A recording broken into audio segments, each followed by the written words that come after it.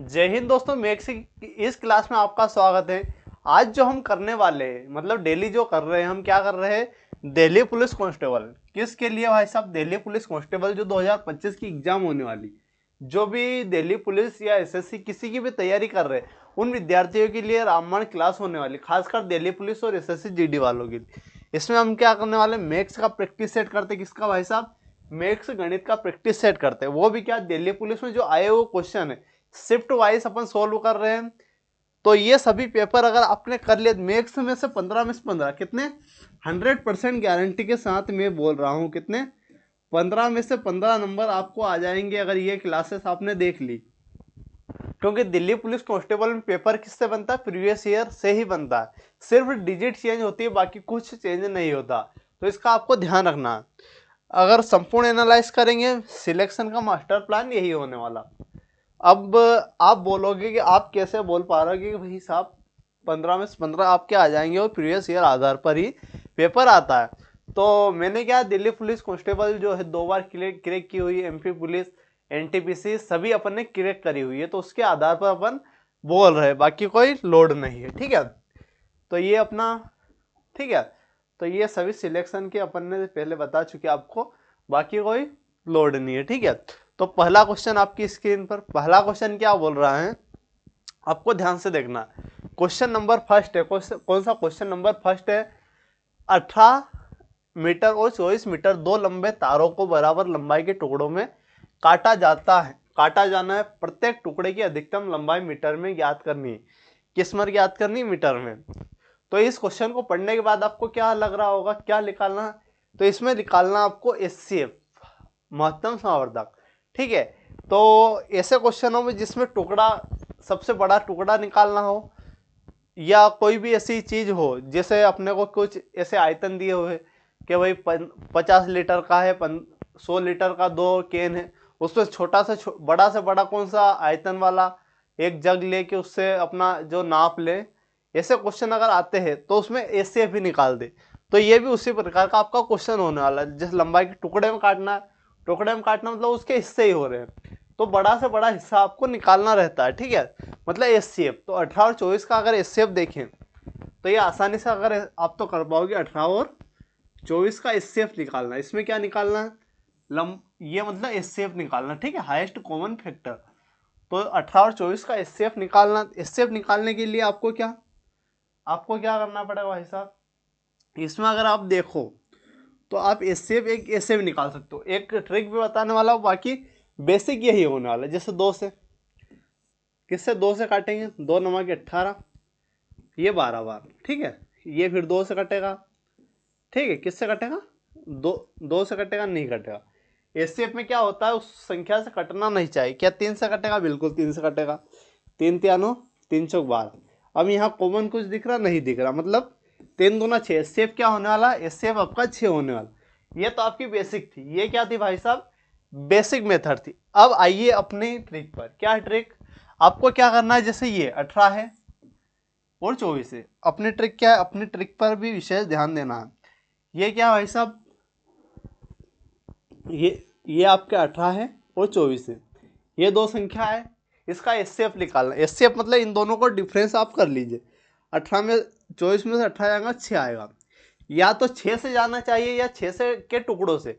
तो 6 से भाग दे देंगे, 6 से 18, 6 से 24, मतलब 6 आपका करेक्ट होने वाला। क्या? 6 आपका करेक्ट होने वाला। ये मैंने यहाँ क्यों बताया? यहाँ से भी आसान है, यहाँ से भी। ये वाला क्वेश्चन तो आसान है, लेकिन जब बड़ी संख्या आती, क्या बड़ी संख्या आती है, उसमें ये जो मेथड बेसिक वाली, ये आपको लोड देगी, लेकिन ये वाली ट्रिक जो है बहुत ही मजेदार होंगी। ठीक है, और आपको आसानी से कर पाएंगे। तो ये हमारा क्वेश्चन नंबर फर्स्ट था। आपका आंसर क्या है? 6। अगला क्वेश्चन देखते हैं। अगला क्वेश्चन देखिए। अगला क्वेश्चन क्या कह रहा है कि 2.5, क्या 2.5 वर्ष की अवधि, क्वेश्चन नंबर 2 है। ठीक है, क्वेश्चन नंबर कौन सा भाई साहब? क्वेश्चन नंबर आपका 2 होने वाला। क्वेश्चन नंबर दूसरा, 2.5 वर्ष की अवधि के लिए 4.5% वार्षिक दर से क्या है, 25-25, ठीक है, 2,52,500 की राशि पर कितनी होगी, मतलब राशि कितनी होगी, इससे क्या समझ पा रहे हैं? मिश्रधन आपसे पूछ रहा है। तो यदि राशि साधारण ब्याज पर निवेश है, मतलब सिंपल इंटरेस्ट का है, साधारण ब्याज का फॉर्मूला अपन जानते हैं, साधारण ब्याज निकालने का क्या होता है भाई साहब, एक बार और मैं बता देता हूँ। साधारण ब्याज का फॉर्मूला होता है क्या, साधारण ब्याज, ठीक है। साधारण ब्याज का फॉर्मूला क्या होता है, मूलधन गुणित दर गुणित समय बटा 100। इसको शॉर्टकट में पीआरटी बोलते हैं। क्या बोलते हैं, पीआरटी बटे 100, ठीक है। पीआरटी बटे 100, इसको एसआई अपन एसआई, ठीक है, सिंपल इंटरेस्ट। पीआरटी, पी का मतलब प्रिंसिपल मतलब मूलधन, आर होता है आपका रेट और टी होता है टाइम, पीआरटी बटे 100। तो ये आपका फॉर्मूला आपको याद रखना है, ठीक है। तो इसमें अपन वैल्यू रखेंगे, पहले साधारण ब्याज निकाल लेंगे, फिर क्या इसमें वैल्यू रख के अपन निकाल लेंगे, पहले साधारण ब्याज, फिर अपन क्या मिश्र धन, उसमें से मूलधन जोड़ेंगे तो अपना क्या आ जाएगा, अपना ओवरऑल आ जाएगा मिश्र धन, ठीक है। तो पहले अगर इसमें अपन वैल्यू रखते हैं तो साधारण ब्याज निकालना, वैल्यू रखी अपन ने, वैल्यू क्या रखी, वैल्यू रखी पी की वैल्यू है 25, पी की वैल्यू क्या भाई साहब 25,25,00। अब आर बोले तो रेट क्या आपने 4.5 को मैं क्या लिख सकता हूँ 9/2 लिख सकता हूँ, क्या लिख सकता हूँ 9/2 लिख सकता हूँ, इसमें कोई समस्या नहीं होगी। ये वर्ष कितना टाइम आपका 2.5 है, मतलब इसको 5/2 लिख सकता हूँ, इसमें आपको कोई समस्या नहीं होनी चाहिए, ठीक है। तो ये अपन 100 अपन क्या भाई साहब 100, ये बटे वाले तो बटे वाले आएंगे, मतलब ये आपकी संख्या आ जाएगी। 2 जीरो से अपन ने 2 जीरो काट दी, ठीक है, 2 जीरो से क्या किया अपन ने 2 जीरो काट दी। अब आगे बढ़ते हैं, आगे इसको सोल्व करते हैं। 9 पंजे क्या होगा, 9 पंजे आपका 45, ठीक है। 45 में इसका गुणा करना अपन को, किसका 45 में अगर इसका गुणा करेंगे, पहले आप 5 का गुणा कर सकते हो, इस हिसाब से कर सकते, पहले 9 का गुणा कर दे, अपन उसको नहीं करते हैं, पहले 9 का गुणा। 9 पंजे क्या भाई साहब 9 पंजे आपका क्या हो जाएगा 45, ठीक है। 9 पंजे अगर इसका गुणा कर दो, 9 पंजे 45 अपना 4, 9 दूना 18 और 4 आपका 22, ठीक है, अपना 2, 9 पंजे 45, 45 और 2 आपका 46, 4 9 दूनी 18 और 2 20, ठीक है। अब इसका इसमें गुणा करेंगे, एक बार और गुणा करना पड़ेगा आपको, तो 5 25, ठीक है, 5 क्या आ जाएगा 25, 2 5 दूना 10 और 2 12, क्या 12, फिर आपका एक बचेगा 5 छंकी 30 और 31, ठीक है, मतलब ये 0 मतलब 3 और 5 दूना 10, तो ये आ जाएगा। अपने भाग किसका करना है 4 का भाग करना है, तो अपन ने अब 4 का भाग कर देंगे। 4 का क्या भाग करेंगे 4 दूना 8, ठीक है, यहाँ आपका बचेगा 2, ठीक है, 2 बचेगा 4 पंजे 20, 4 पंजे क्या भाई साहब 4 पंजे 20, फिर 3 4 सौ 28, 4 सौ तो क्या भाई साहब 28 हो जाएगा। 28 होने के बाद यहाँ बचेगा आपका 3, तो 4 सौ 28 हो जाएगा, 4 4 8 32, ठीक है, 4 एकम 4, फिर आपका क्या बचेगा 1, 6 4 दूना 8, फिर 0 5, मतलब ये आ जाएगा 25 वाला आंसर आने वाला, आपका क्या आने वाला 25 वाला आंसर आने वाला, 81 25 वाला। तो 81 25 वाला तो आपका आंसर ही नहीं है भाई साहब, क्या करें अब, क्या करना चाहिए, कैलकुलेशन में मिस्टेक है क्या, एक बार कैलकुलेशन अपन चेक कर लेते, हो सकता है कैलकुलेशन में कभी कभी मिस्टेक अपने से सभी से हो जाती है, अपना ही नहीं है, सभी से आपकी मिस्टेक हो जाती है, एक बार अपन चेक कर लेते ताकि आपका आ जाए, ठीक है। तो पहला ये क्वेश्चन है क्या, पीआरटी मतलब 25 क्या 25,25,00 गुणित 9/2, ठीक है, और क्या आ जाएगा आपका 5/2, ठीक है, 5/2 अपन 100, ये सभी गुणा में नीचे वाले भी, इसमें कोई समस्या, 2 जीरो से 2 जीरो काट दी भाई साहब, 2 जीरो से क्या काट दिया आपने 2 जीरो काट दी, ठीक है। अब 9 5 45, पहले इनका गुणा कर लेते 45, अब किसका 25 गुणित 45, ठीक है, 45 तो 55 25 की 5, 55 क्या 25 के 5 अपना 2 5 दूना 10 और 2 12, एक बचेगा 55 25 6 5 दूना 10 और 2 12, ठीक है, एक बार ये आ चुका 4 का 4 पंजे 20 अपना 2 4 दूना 8 10 अपना एक बचेगा 4 पंजे 20 21 और 4 दूना 8 और 2 10, ठीक है, तो 5 2 6 3 1 6 3 1 1, अब इसमें 4 का भाग देंगे, ये तो अपने भाग करने पर आ गया, अपन अगर 4 का भाग देते 4 एकम 4 दूना 8, 4 दूना क्या 8 हो जाएगा, यहाँ आपका 3 बचा है, 428, 400 क्या भाई साहब 28 बचे, 428, 4 अट्ठो 32, 4 अट्ठो क्या भाई साहब 4 अट्ठो क्या होने वाला 32 होने वाला है ना, 4 अट्ठो 32, यहाँ 1 4 चौक 16, ठीक 4 चौक क्या 16, फिर 0, 4 छंकी 24, 4 छंकी 24, फिर 1 4 एकम 4, फिर 1 बचेगा ना, 4 दूने 8, फिर अपना 2 4 5 20, मतलब 28,406.25, 28,406.25, 25 वाला एक दिख रहा है, 6 वाला ये, ठीक है। अभी 2 हो सकता है, तो इसमें अपन क्या जोड़ेंगे, इसमें अपन ये जोड़ेंगे, इसमें क्या करेंगे अपन ये जोड़ेंगे, तो एक बार जोड़ लेते हैं 28,406.25, अब इसमें क्या जोड़ेंगे 0 0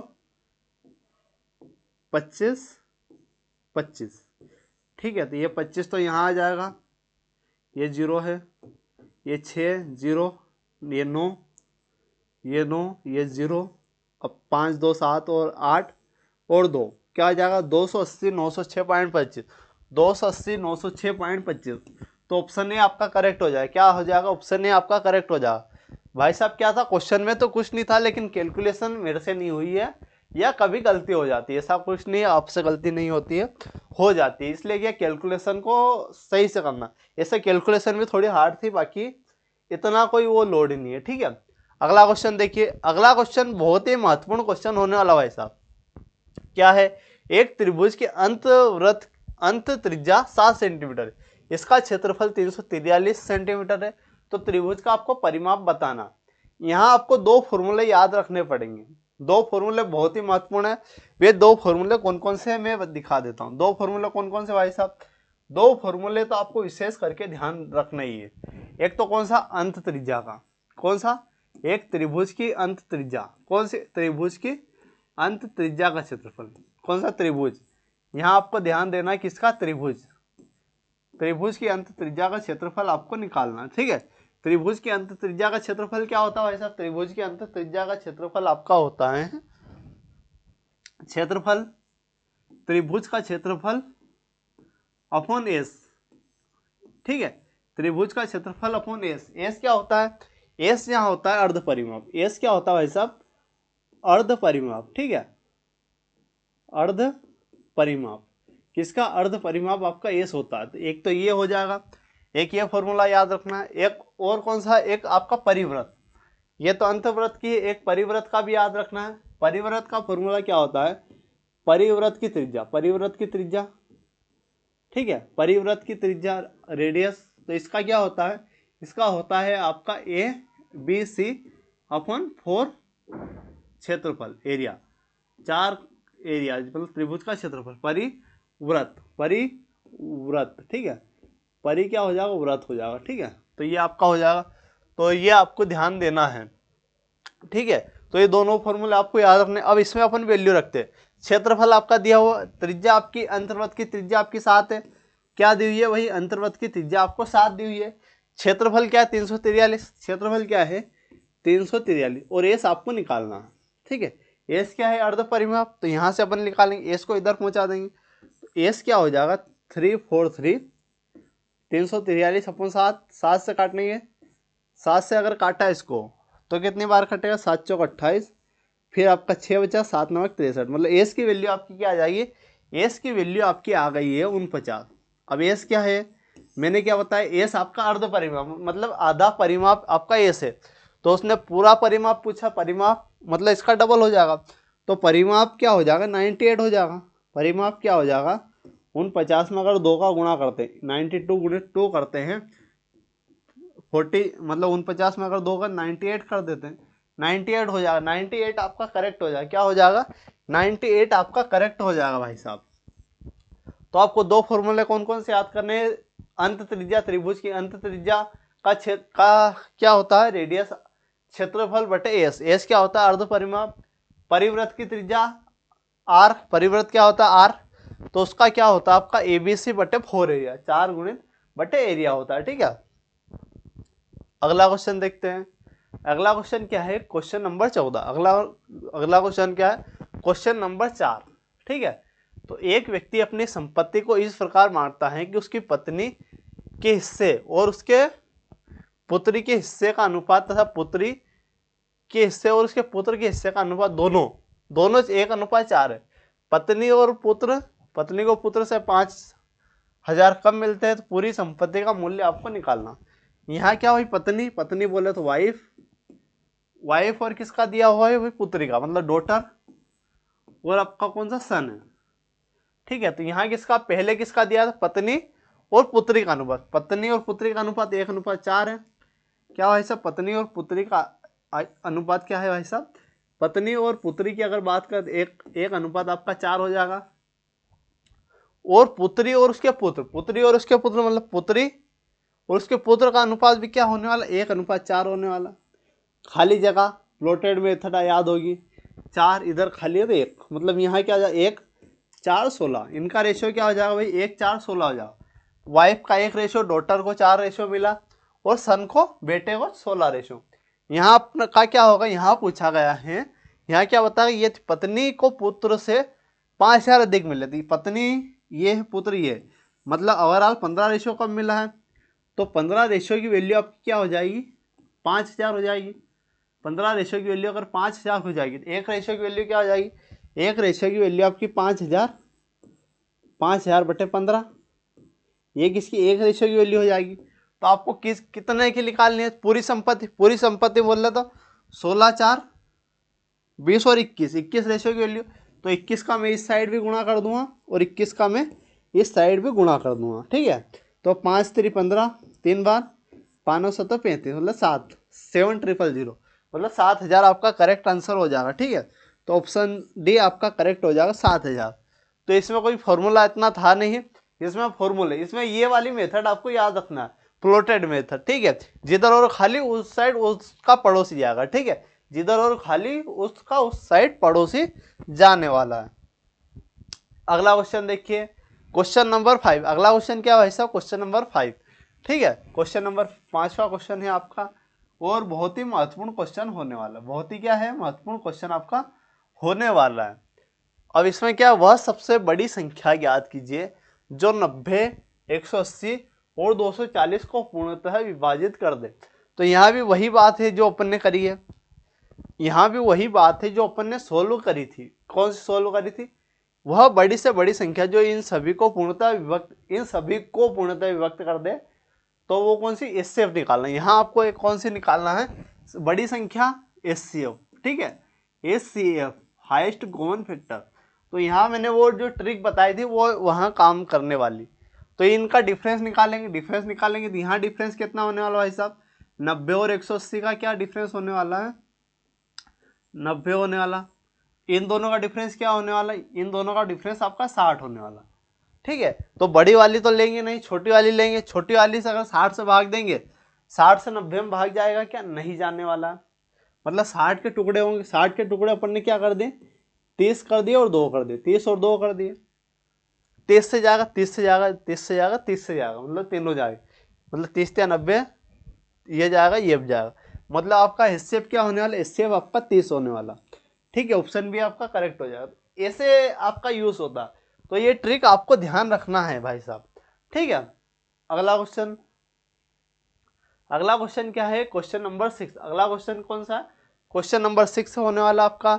तो इसमें क्या है, 8,000 की राशि को चक्रवृद्धि ब्याज पर 18 महीने में 1261 हो जाता है, मतलब चक्रवृद्धि ब्याज। ये क्या है भाई साहब, ये आपका सीआई है, ये क्या है, चक्रवृद्धि ब्याज सीआई है। ठीक है, तो यहाँ आपको क्वेश्चन में क्या दिया हो उसको समझना पड़ता है। तो यदि ब्याज 6 माही रूप से चक्रवृद्धि किया है तो ब्याज की दर ज्ञात करनी है। आपको क्या निकालनी है, ब्याज की दर आपको निकालनी है। तो भाई साहब यहाँ क्या प्रिंसिपल, आप यहाँ रेशो मेथड यूज कर सकते हो। रेशो मेथड कैसे, वो मैं बताता हूँ। रेशो मेथड कैसे आप यूज करेंगे वो मेरे जान लीजिए। ठीक है, तो यहाँ 8,000 तो प्रिंसिपल है, प्रिंसिपल बोले तो मूलधन। ठीक है, मूलधन आपका 8,000 है, और ये क्या प्रिंसिपल। ठीक है, ये प्रिंसिपल हो जाएगा मूलधन। आपका सीआई क्या है भाई साहब, सीआई होने वाला है 1261। ठीक है, सीआई आपका 1261 है। अब तो आपका अमाउंट क्या हो जाएगा, अमाउंट बोले तो मिश्रधन, अमाउंट बोले तो मिश्रधन क्या हो जाएगा, अगर इनको जोड़ते 1 6 दोनों 9261 क्या होने वाला, 9261 होने वाला। ठीक है, ये क्लियर, 9261 आपका होने वाला है। तो यहाँ आपको इन दोनों का यूज होने वाला, आपको इसका यूज करना है, आपको किसका यूज करना है भाई साहब, आपको एक तो इसका यूज करना है, अब इसका यूज होने वाला।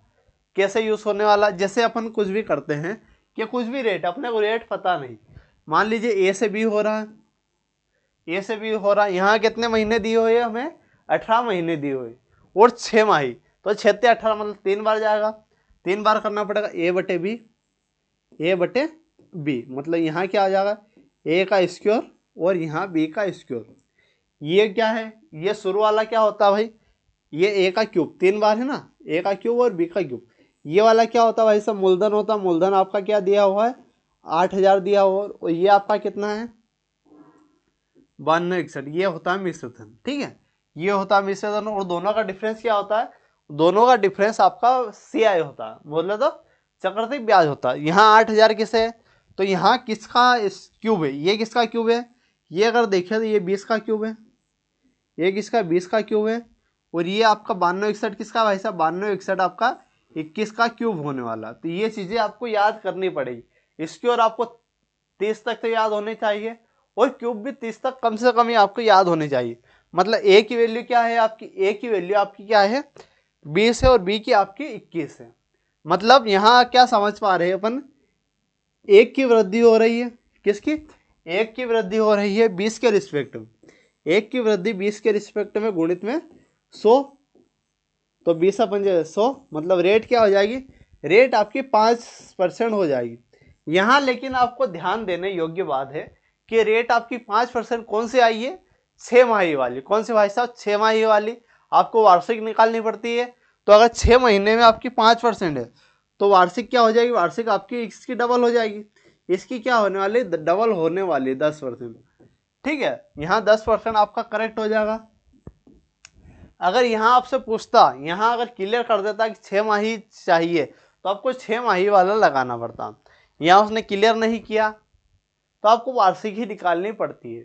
ठीक है, अगला क्वेश्चन, अगला क्वेश्चन क्या है, एक पुस्तक, अगला क्वेश्चन देखिए भाई साहब, अगला क्वेश्चन क्या बोल रहा है आपका। ठीक है, अगले क्वेश्चन की ओर बढ़ते हैं। अगला क्वेश्चन आपका बोल रहा है, अगला क्वेश्चन क्वेश्चन नंबर 7 है, एक पुस्तक का अंकित मूल्य आपका 700 है। क्या है भाई साहब, एक पुस्तक का अंकित मूल्य आपका क्या होने वाला, एक पुस्तक का आपका अंकित मूल्य 700 होने वाला। कितना है, 700 अंकित मूल्य होने वाला है। लेकिन खुदरा विक्रेता को 20% की छूट मिलती है, खुदरा विक्रेता को कितना 20% को छूट मिलती है। अंकित मूल्य बोले तो अंकित मूल्य आपका 700 है, अंकित मूल्य बोले तो MRP, MRP कितनी भाई साहब, MRP उसकी 700 है। ठीक है, लेकिन जो खुदरा विक्रेता उसको 20% की छूट मिलती है, मतलब इस पर 20% की छूट मिलती है। तो अगर 700 पे 20% की मैं छूट लेता हूँ, 20% की छूट में लेता हूँ, मतलब 80% में लेता हूँ, 5 से इसको काटा, 5 एकम 5, यहाँ 2 बचेगा, 5 चौक 20, मतलब 560, मतलब क्या आ जाएगा 14 पंजे 14 चौक 56, मतलब 560 आपकी आ जाएगी। ओवरऑल कितनी 560 आपकी, उसने छोड़ के बाद 560 में वस्तु पड़ी। यदि खुदरा विक्रेता पुस्तक को अंकित मूल्य पर लेता, मतलब 560 में नहीं लेता और कितने में लेता, वो 700 में ही लेता, तो लाभ प्रतिशत कितना होता, तो लाभ कितना होता भाई साहब।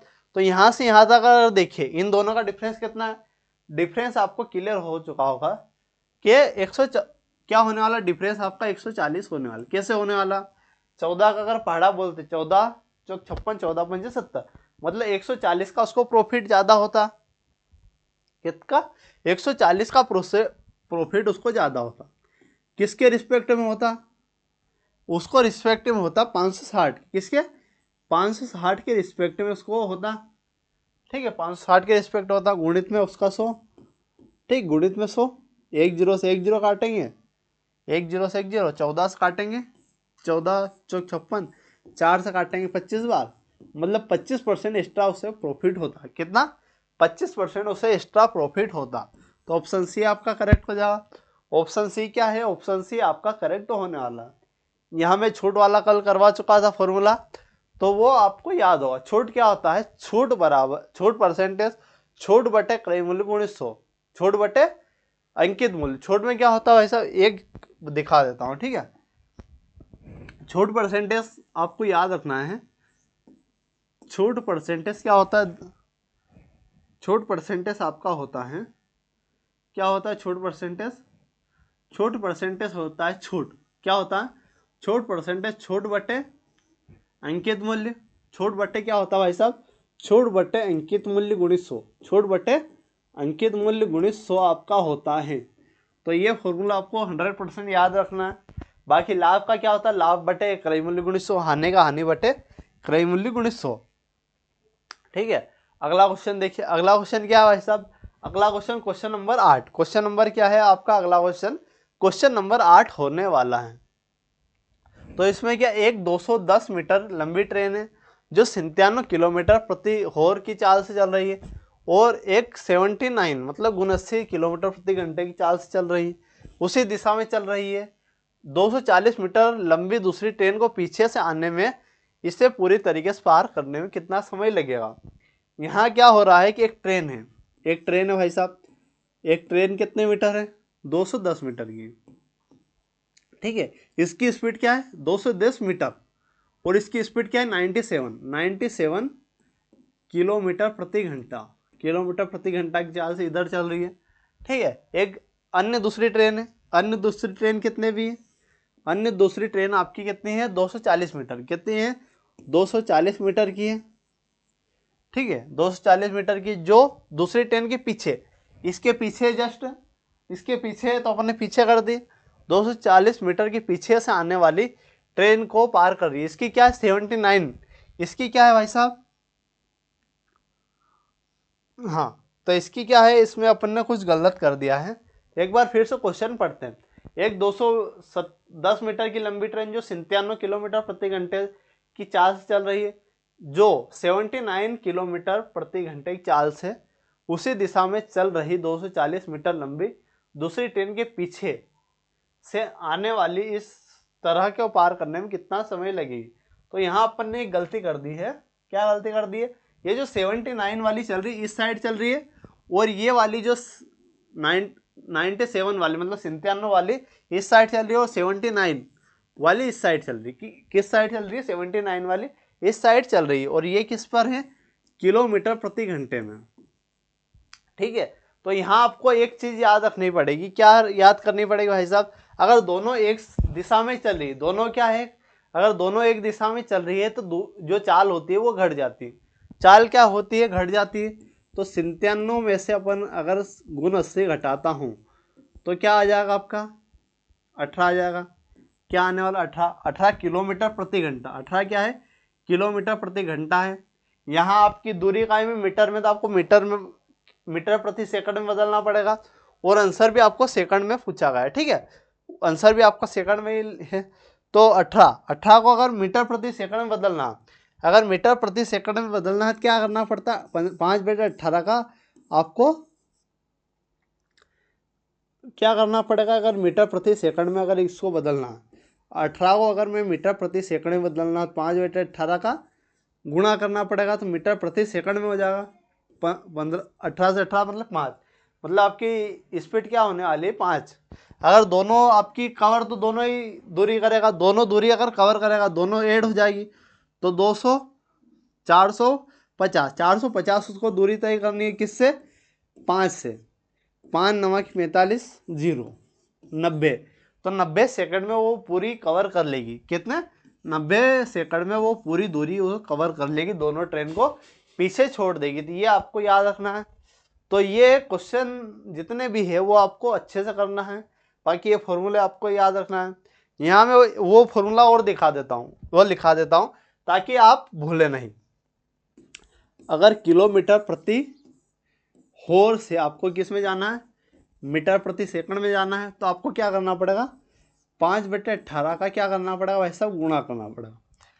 अगर मीटर प्रति सेकंड से आपको जाना है किस में, किलोमीटर प्रति घंटा में, किलोमीटर प्रति घंटा में जाना है, तो यहाँ आपको क्या करना पड़ेगा 18/5 का गुणा करना पड़ेगा, किसका 18/5 का गुणा करना पड़ेगा, अपोजिट हो जाएगा। मतलब अगर बड़े से छोटे में जाना, छोटे का छोटा ऊपर रहना चाहिए, और छोटे से बड़े में जाना है, बड़ा आपका ऊपर रहना चाहिए। ये आप ध्यान रख सकते हो, ठीक है। अगला क्वेश्चन आपको देखना है। अगला क्वेश्चन क्या, क्वेश्चन नंबर 9। क्वेश्चन नंबर 9 आपके सामने है, तो क्वेश्चन नंबर 9 को आप एक बार पढ़िए, फिर अपन सोल्व करते हैं।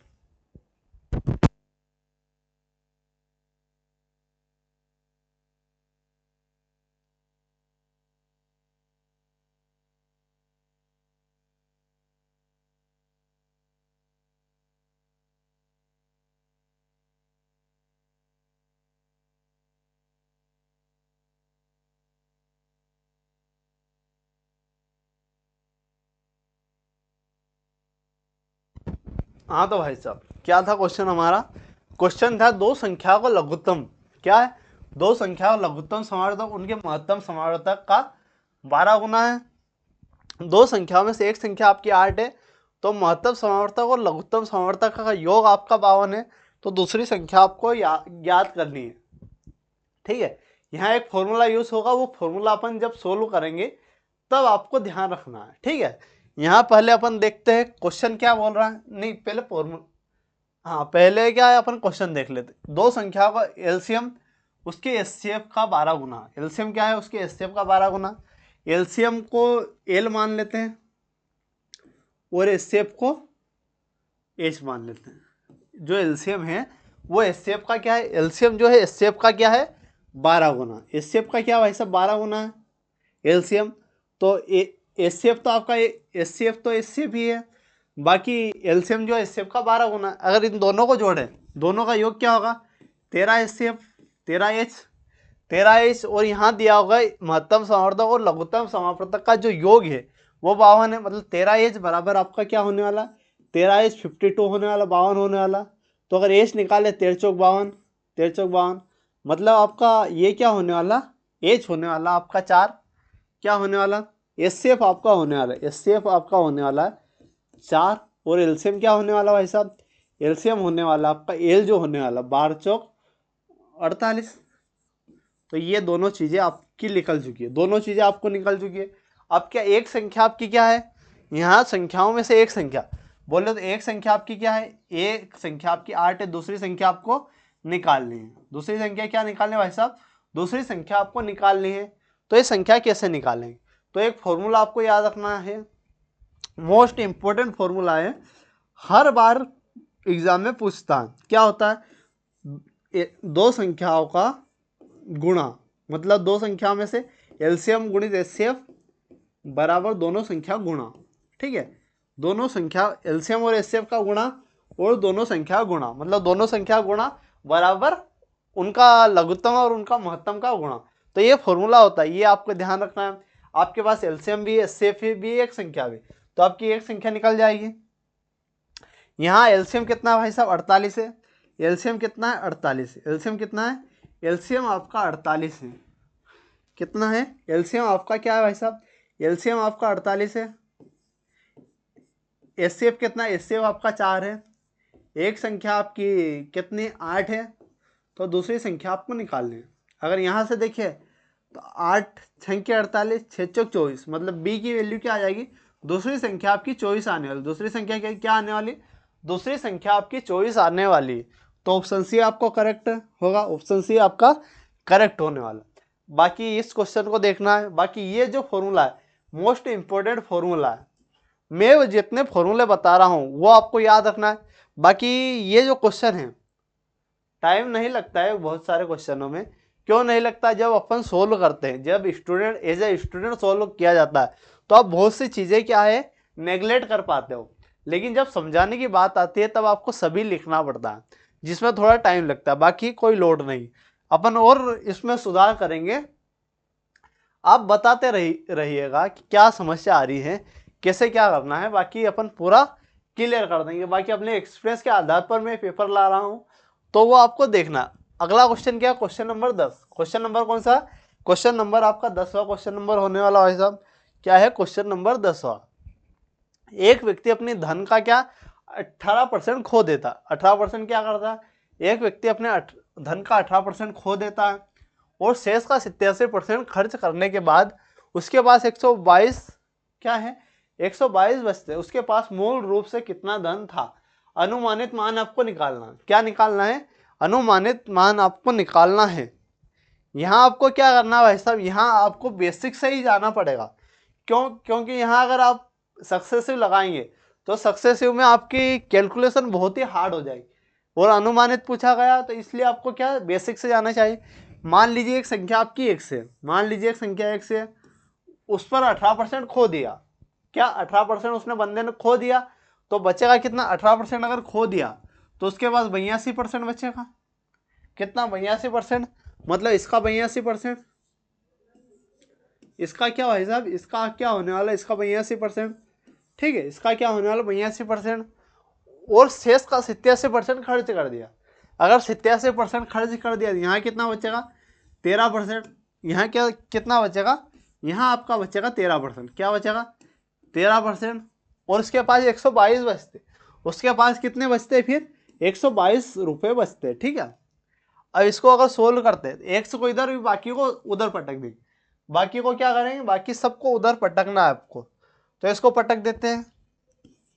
एक्स बराबर 122, यहाँ पर एक कर सकते हैं। यहाँ क्या आप पहले ही काट सकते हैं, जैसे 2 से काटेंगे 6 बार 61, और 2 से काटेंगे 2 चौक 8, 2 एकम 2, तो यहाँ आपको आगे समस्या नहीं आई। तो यहाँ आपकी क्या आने वाली भाई साहब? यहाँ आपका 61 तो आने वाला है। क्या 61 आ चुका है? यहाँ 100 और 100 ऊपर आ जाएगा। 100 और 100 क्या आने वाला है? 100 गुणे 100 आपका ऊपर आ जाएगा। नीचे क्या आने वाला है? 41 और 13। नीचे क्या आने वाला? 41 और 13 आने वाला। अब यहाँ आपको ध्यान देना है कि अगर 13 से तो अपन भाग दे देंगे, लेकिन अगर 41 से अगर भाग देंगे थोड़ा कठिन पड़ेगा, एक प्रकार से कठिन पड़ेगा, और हमें अनुमानित पूछा गया। तो यहाँ अपन क्या कर सकते हैं? यहाँ इसको क्या कर सकते हैं? 61 को 60 मान लेता हूँ, और 40 को 30 मान लेता हूँ। 40 को क्या मान ले, 41 को 40 मान लेता हूँ। तो यहाँ आपको क्लियर हो चुका है। यहाँ से अपन काटेंगे 20 दूनी 60, 20 या 60, 20 क्या 60। ठीक है,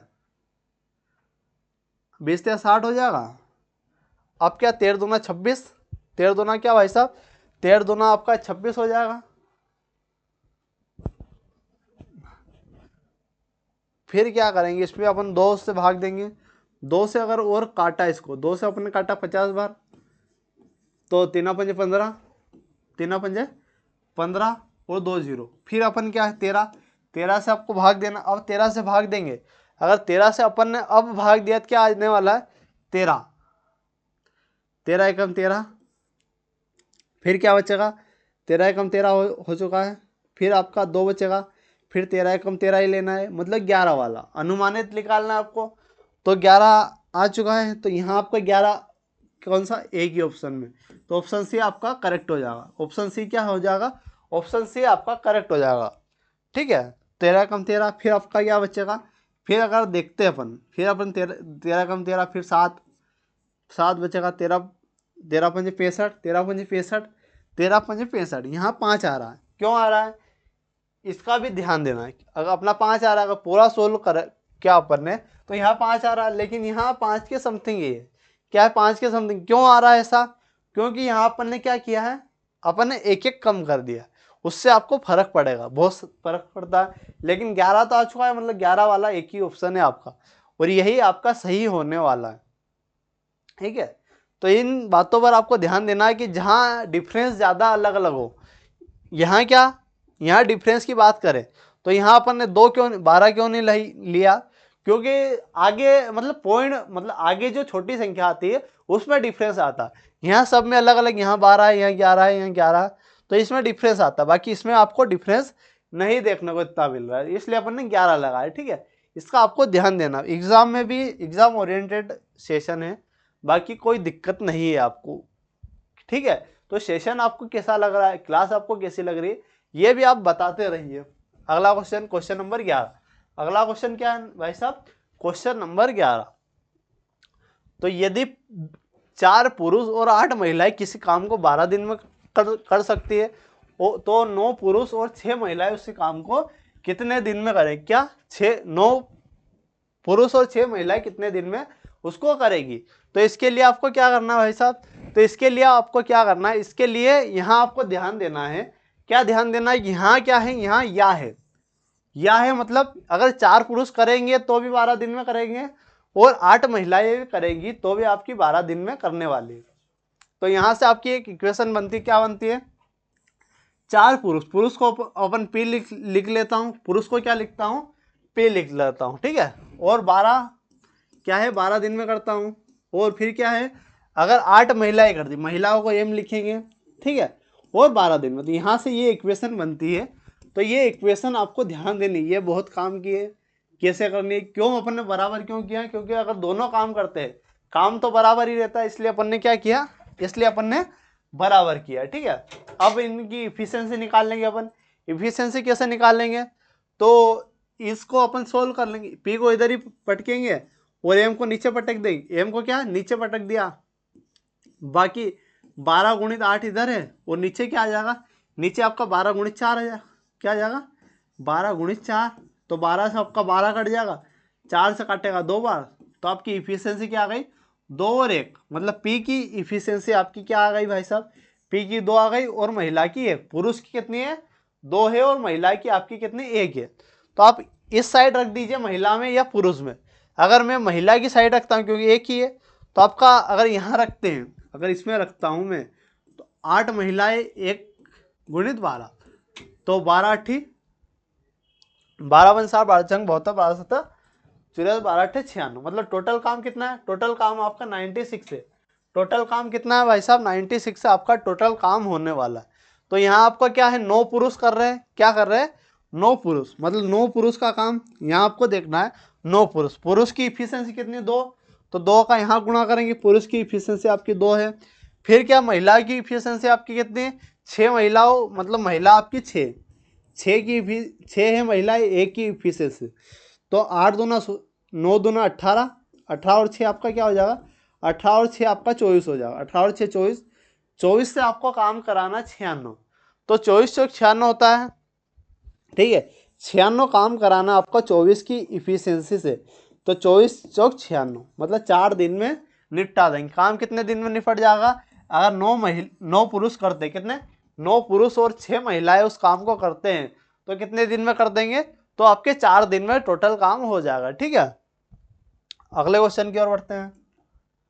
अगला क्वेश्चन क्या है, एक समकोण, क्या है, क्वेश्चन नंबर 12 है, एक समकोण त्रिभुज का आधार में 60% की वृद्धि की जाती है उसके क्षेत्रफल में, बनाए रखने के लिए इसकी ऊंचाई कितनी कम करनी पड़ेगी। तो यहाँ आपको एक फॉर्मूला याद रखना पड़ेगा, ऐसे तो इसमें फॉर्मूले की आवश्यकता नहीं है, फिर भी एक फॉर्मूला आपको याद रखना चाहिए, ठीक है।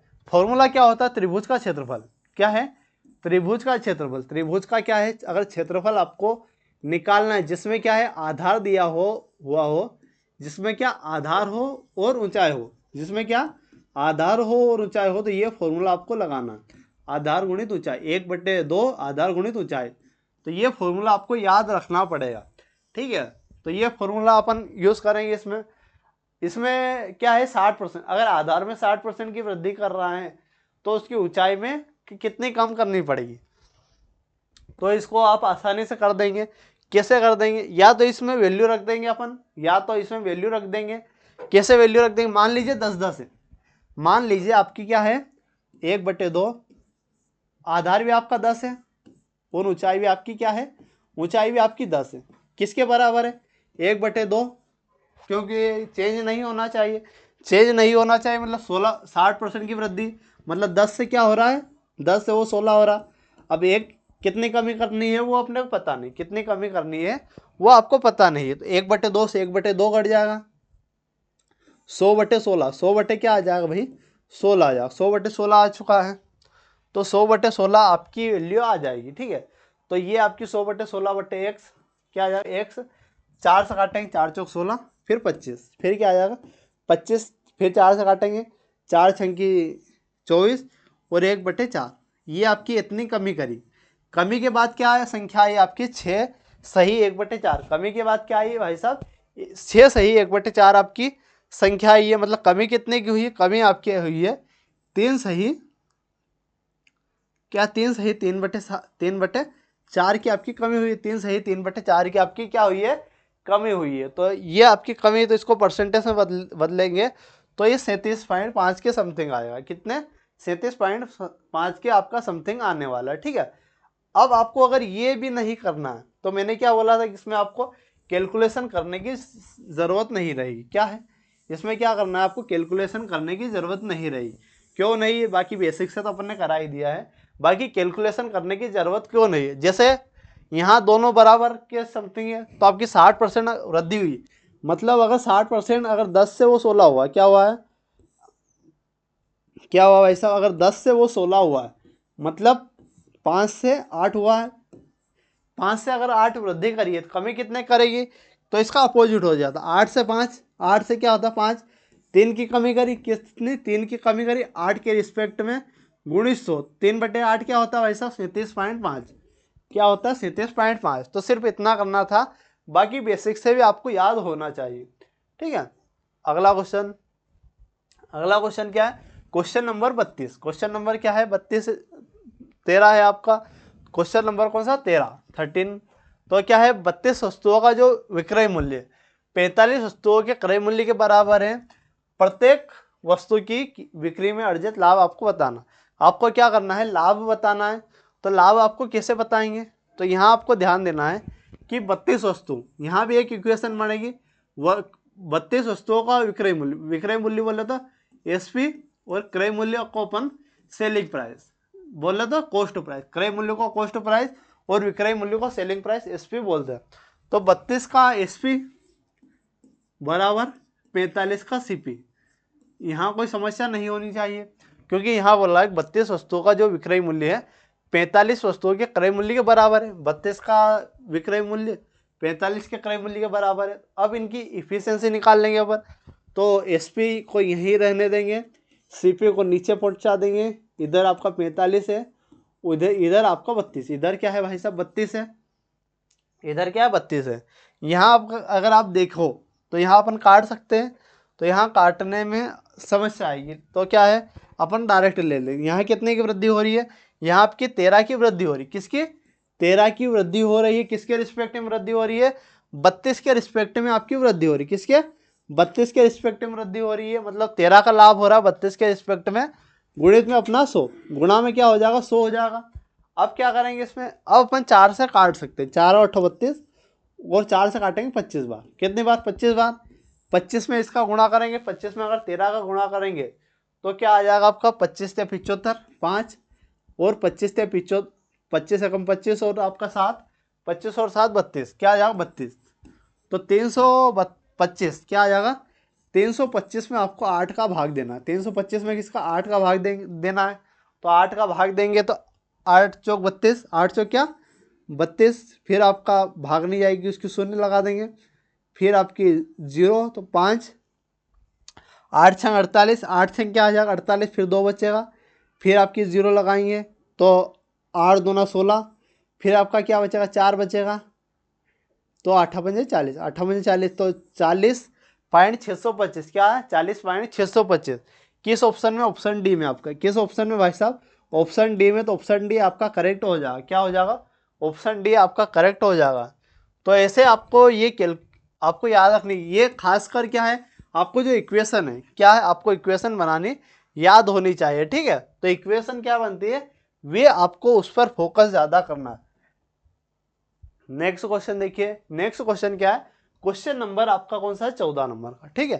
क्वेश्चन नंबर 14, तो इसमें क्या 5 क्रमागत विषम संख्या का औसत आपका 63 है। तो इसमें सबसे बड़ी संख्या आपकी कौन सी होने वाली। ऐसे क्वेश्चनों में आपको ज़्यादा टाइम नहीं देना है। क्यों नहीं देना है, क्योंकि इसमें क्या है विषम संख्या है।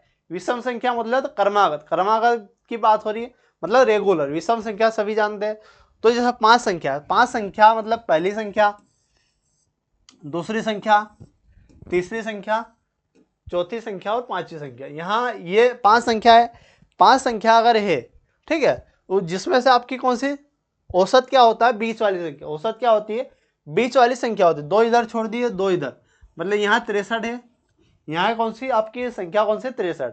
तो यहाँ इसके पहले क्या होगी 61, इसके पहले आपकी 59, ठीक है।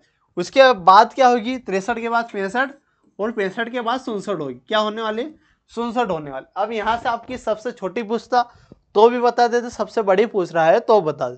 तो क्या पूछा है, सबसे बड़ी संख्या आपको बतानी 67, क्या है होने वाले 67 आपकी होने वाले।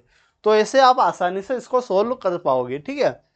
तो विषम संख्या और सम संख्या तो सभी जानते होंगे। अगला क्वेश्चन क्या है भाई साहब, अगला क्वेश्चन है क्वेश्चन नंबर 15, ठीक है।